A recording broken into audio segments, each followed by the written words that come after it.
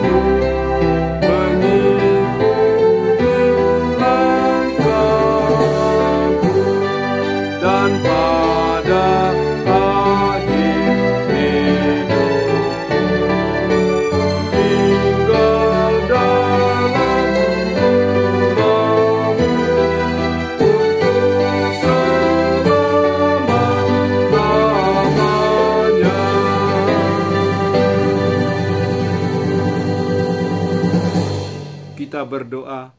Kasih karunia dan damai sejahtera yang dari Allah Bapa dan anaknya Tuhan Yesus Kristus menyertai kamu. Amin. Yang menjadi nats renungan bagi kita pada hari ini, Jumat 19 Februari 2021, diambil dari kitab Mazmur pasal yang ke-23 ayat 5, demikianlah bunyinya.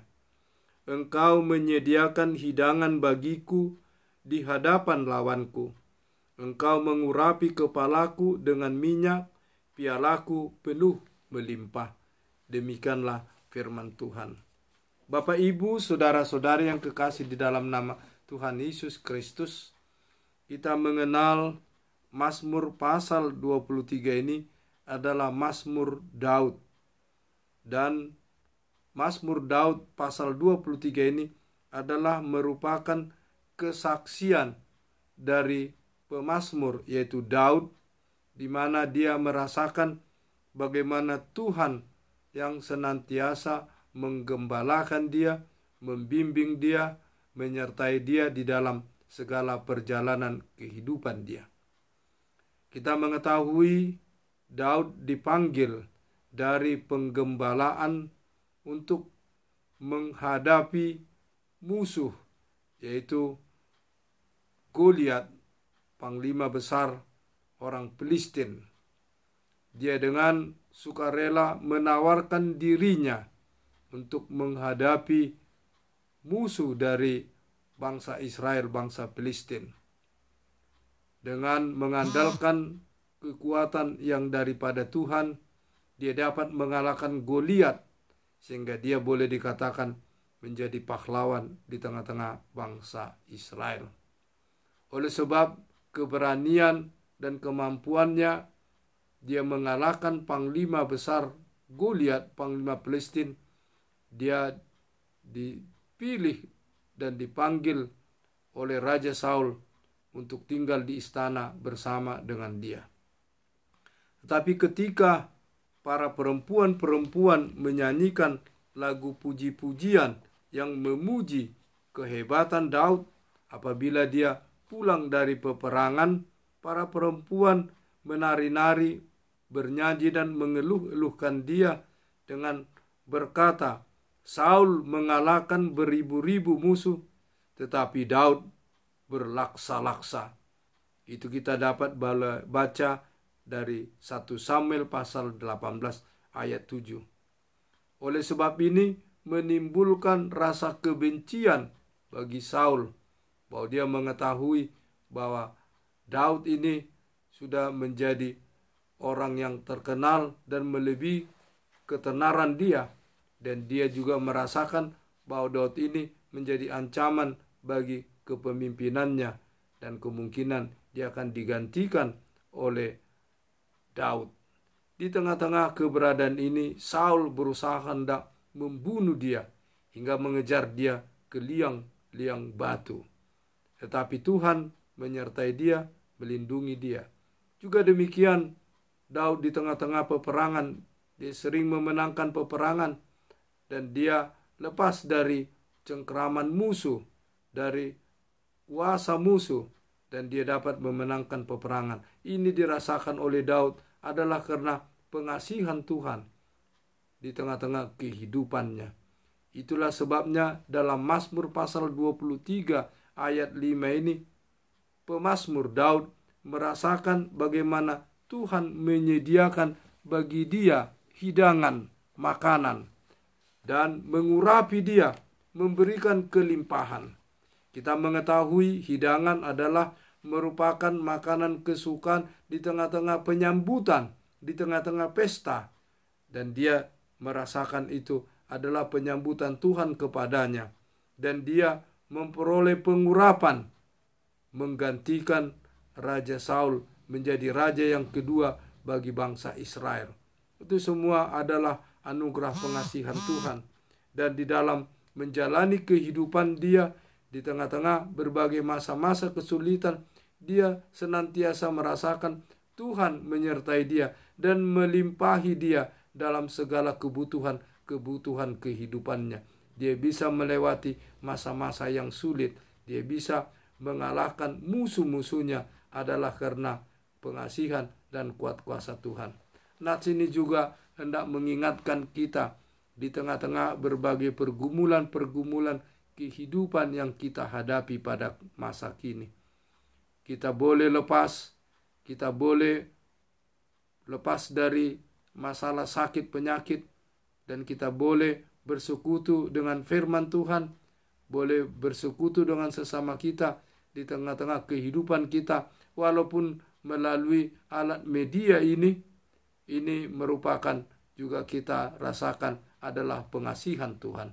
Oleh sebab itu, marilah kita sebagaimana yang dikatakan oleh Daud dalam Mazmur 103 ayat 2. Inilah merupakan pengakuan dan pemujian Daud kepada Tuhan atas penggambalan Tuhan kepada dirinya, atas penyertaan dia.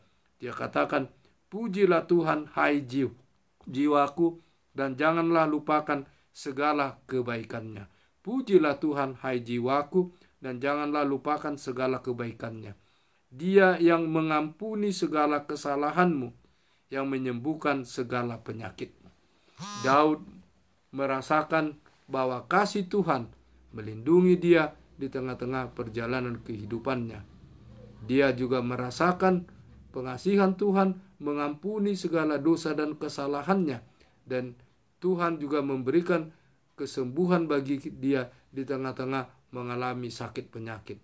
Kiranya firman ini juga menguatkan kita merasakan bagaimana Tuhan telah mengasihi kita, memberikan anaknya yang tunggal, Yesus Kristus, mati tersalib di kayu salib untuk menebus kita, umat manusia yang berdosa, agar kita lepas dari dosa dan kematian dan memperoleh kehidupan yang kekal. Kita dapat melewati masa-masa sulit pandemi corona ini. Kita boleh sehat walafiat hingga saat ini. Ini semua adalah kasih anugerah Tuhan. Oleh sebab itu, marilah kita senantiasa berserah diri kepada Tuhan dan memuji Tuhan di dalam segala perjalanan kehidupan kita dengan melakukan segala hal yang baik sesuai dengan kehendak Tuhan. Amin. Kita berdoa. Tuhan Allah yang Maha Pengasih dan Maha Penyayang, betapa besar kasih anugerah-Mu bagi kami di tengah-tengah berbagai perjalanan kehidupan kami. di tengah-tengah pergumulan kami, di tengah-tengah ancaman sakit penyakit, terutama masa pandemi corona ini yang hingga saat ini belum ada kepastiannya. Tuhan, Engkaulah senantiasa menyertai kami. Engkaulah senantiasa menyembuhkan saudara-saudara kami dalam sakit penyakit, dan juga kami lindungi, jauhkan dari sakit penyakit. Tuhan, kami menyerahkan seluruh aktivitas kehidupan jemaat-Mu dan majelis-Mu dimanapun berada, juga bangsa dan negara kami. Tuhan, tolong kami Tuhan, sertai para medis, juga para sukarelawan, juga para pemimpin-pemimpin kami dari tingkat desa hingga tingkat pusat. Tuhanlah senantiasa menyertai kami. Ampuni segala dosa dan kesalahan kami, dan kuatkan kami di tengah-tengah perjalanan kehidupan kami. Terimalah Tuhan doa kami ini di dalam pengasihan-Mu, di dalam Kristus Yesus Tuhan dan Juru Selamat kami. Amin.